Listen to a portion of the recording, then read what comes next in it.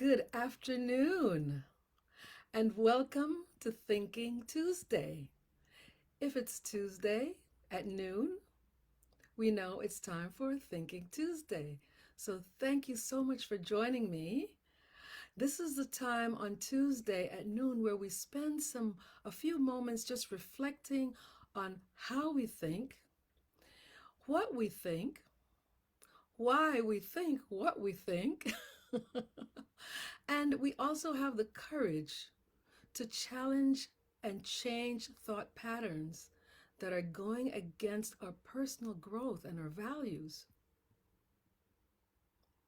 And so, in doing that, we find that we can be better today than we were yesterday, and better tomorrow than we are today. So, that's what Thinking Tuesday is all about. Our mantra, our slogan for Thinking Tuesday is Your mind is a garden, because it is. Your thoughts are the seeds, and you, yes, you can choose to grow flowers, or you can choose to grow weeds. And many times we don't deliberately grow weeds, even though we do sometimes, but we know that weeds are always going to creep in any garden that we're trying to cultivate. So when we don't tend to the garden, we allow the weeds, which are the negative, limiting self belief, grow in our gardens, the garden of our mind. So we tend to the garden, we deliberately sow those positive thoughts, and we deliberately pluck those weeds, the negative thoughts that keep us stuck, that don't serve our growth purposes. So, yesterday we celebrated the life of a great thinker, a man who led his life fighting for justice. He was led by a deep conviction to social justice and civil rights. He was very, very passionate about his position on these issues. Whenever you hear the name of Martin Luther King, that's what you automatically think about. We saw in Dr. Martin Luther King Jr. a determination to stand up, to go to jail, and even be prepared to die for what he thought and was willing to act upon. And that's a high price to pay for your thoughts. But when you are convicted of in your thoughts and you're committed to whatever it is that you want to do, then you're willing to pay a price, whatever that price means for you. In him, we saw what thought, wedded with action, is capable of doing. The result of that was a global transformation of how people would think about themselves and be willing to count themselves worthy to fight for their God-given rights. But that transformation was given birth in Dr. King's thinking. That's where it all starts for all of us in our thinking. And some of us dare to act on them. Some of us do not for whatever reason. But it all starts in our thinking. And it's if we don't act on them, they're going to have an impact anyway. Because by ignoring our thoughts, not examining our thoughts, not being responsible for our thoughts, there is also a consequence. But he was not afraid of having his thoughts challenged and to adjust his thinking accordingly to support his mission, which was his commitment to fight and help his fellow human beings. That's what his life was about. That's his legacy. His wife, Coretta Scott King, said that he told her once that the turning point in his thinking about how to reconcile Christian pacifism with getting things done came while he was at seminary, when he learned about the revered leader, the Indian leader, Mahatma Gandhi, He said, and I quote, it was in this Ghanaian, uh, it was in this Gandhian emphasis from Gandhi, Gandhian emphasis of love and nonviolence that I discovered the method for social reform that I had been seeking for so many months. So I know that Dr. King's philosophy of nonviolence as a strategy for social change is still questioned by many, and especially in this period of miscarriage of justice in situations where the pictures tell us the true story. But there's still demands by many that we shouldn't believe what our own eyes have seen. So I understand why there would be questions about Dr. King's method of social reform by nonviolence, because no one wants to be taken advantage of. But nevertheless, Dr. King's legacy does live on as one who transformed America's way of thinking, and for all intents and purposes, the world's many other countries in the world, not just America. He transformed the way we think in creating a new strategy for social reform. It all started in his thinking. So the main message here is that this is not something that Dr. King did haphazardly. Not really. He said that he was thinking about a way to reconcile this for many, many months. Many months. There was much thought that preceded his actions. He was a disciplined thinker.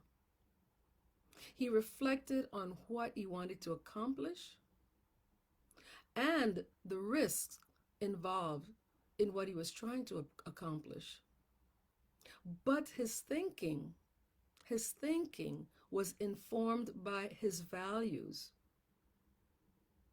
And anytime you want to check your thinking, just try to see if they're aligned with your values. His thinking was informed by his values, which was a deep commitment to helping his fellow human beings. And his thoughts informed his feelings. He was passionately against injustices. And these feelings, in turn, dictated his behavior. He organized peaceful marches to fight for civil rights, actually, and against social injustices. So this is a prime example of something that I reinforce in many of my messages, that we have to be careful about what we think, because our thoughts drive our feelings, and our feelings drive our actions or our behavior. So reflective thinking is something that we can all benefit from and should spend time engaging in reflective thinking. Because many times we're just doing and we're not thinking. We're not being deliberate in our thinking. We're not examining our thoughts. You can decide how often you get involved or be engaged in reflective thinking, but I would recommend that it should be at least a daily thing, or at least a weekly thing. If you want to sit and think about something in particular, set some time aside to do that. Because with all that's going on in our lives, many times that gets short-lived, or it doesn't get done at all. So I would recommend that we each, I know I do it. I am not saying that I do it daily. I try to do it daily, but I have a busy life also. But I make sure that at some portion in each day, I set some time aside for reflective thinking. Definitely, it's done several times a week. Because when we reflect on our feelings, we are more in control of, when we reflect on our thinking, it it really helps us to hone in on our feeling. What is it that we're feeling and what is driving those feelings? And noting the actions that we take as a result of that. How has it benefited you or others, and do you need to make some adjustments or stand firmly? If you really believe in what you're doing and where your thoughts are taking you, stand firmly on the results of your actions. So according to author James Allen, you are where your thoughts have brought you. You are where your thoughts have brought you. You will be tomorrow where your thoughts take you. So make sure that your thoughts are uplifting, self-affirming, and will result in the actions that are growth producing, purposeful, and helpful, not just for yourself. Of course, you're going to think about yourself first, but then others as well. How do your thoughts drive your feelings and the actions, and how do they impact yourself and others? I'm going to leave you with a challenge today. Yes, today is a short message, but I think a very important one and powerful one. I'm going to leave you with this challenge today. I'd like you to make a list that describe your thoughts and feelings. Circle those negative ones, if you find any. Circle those negative ones and make a decision to start improving them. That's the kind of self-assessment. It is critical that we engage in regular self-assessment to make decisions that will make us prosper in our growth and for the benefit of our loved ones and those around us. Feelings are the driving force behind our behaviors and our actions. And try to assess, get in the habit of assessing your feelings and thoughts and the thoughts behind them so that you're not living a reactionary life. Try to assess them because then you can be proactive and intentional and in control of your actions. We're not perfect by any stretch of the imagination. I'm sure that's something everyone will agree with. But each day, we can commit to strive to be better in some way, We're not going to change everything overnight, but try to commit to be better in some way than we were yesterday. That should be our commitment to ourselves. So that's my message for today. Feel free to contact me through my website, drcherylburton.com, for a complimentary consultation in my coaching. If you would like to discuss your goals for self-improvement or for your personal growth, because that's very, very important. Growth does not happen accidentally. We have to be intentional.